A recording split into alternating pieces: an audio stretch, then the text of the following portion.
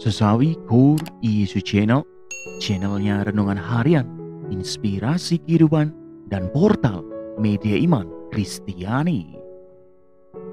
Damai sejahtera bersamamu.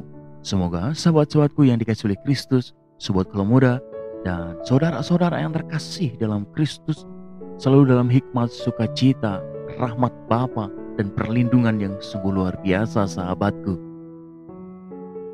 Sahabatku yang terkasih dalam Kristus dan sobat kaum muda, saudara-saudara yang terkasih dalam Kristus, pada kesempatan ini kita mau bersama-sama kembali mau terima firman Tuhan, sahabatku, dari Injil Matius bab 9 ayat 9 sampai dengan 13.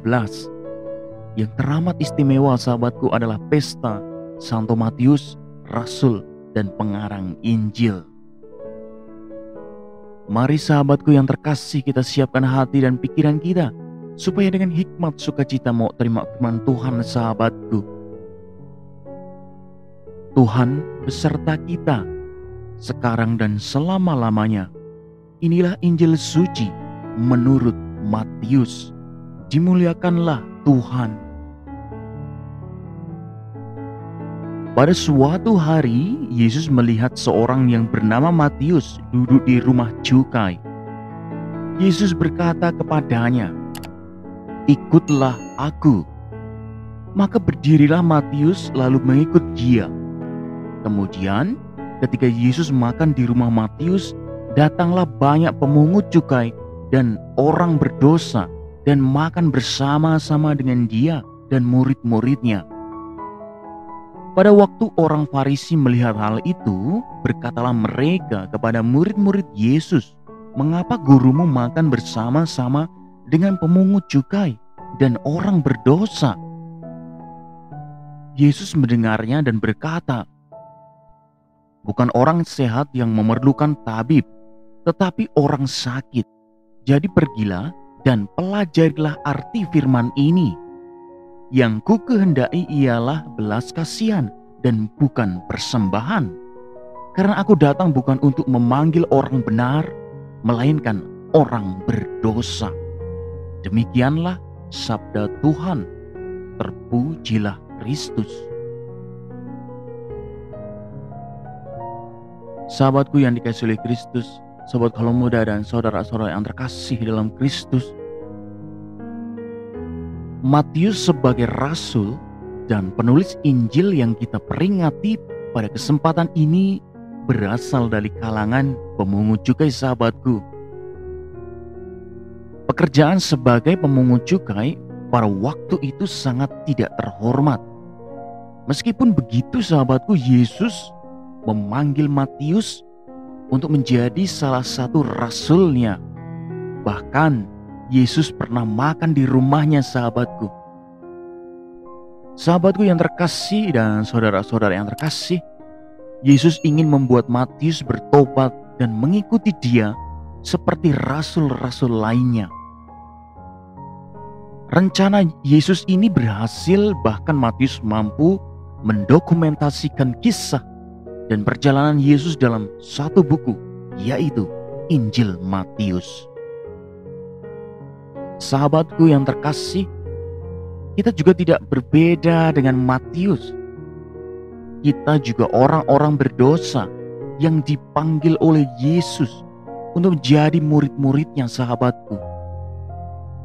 Oleh karena itu, sudah sepantasnya kita sebagai orang-orang yang telah dipanggil dan diselamatkan tidak lupa untuk mewartakan Kristus dalam kehidupan kita sehari-hari, sahabatku. Sahabatku yang terkasih dan sobat kaum muda, saudara-saudara yang terkasih juga, Matius mewartakan Kristus dengan tulisan-tulisannya. Kita dapat mewartakan Kristus dengan berbagai macam cara, sahabatku.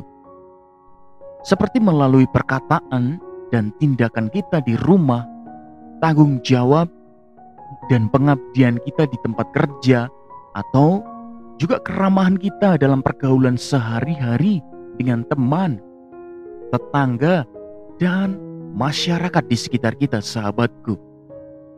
Sahabatku, dengan pewartaan ini, kasih Kristus akan semakin dirasakan oleh banyak orang, sahabatku yang terkasih dalam Kristus.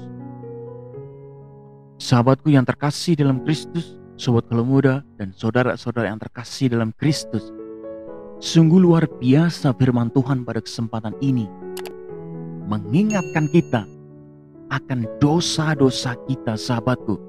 Tetapi satu hal, ketika banyak dosa yang telah kita lakukan, Tuhan juga mau kita lakukan warta baik dan sukacita.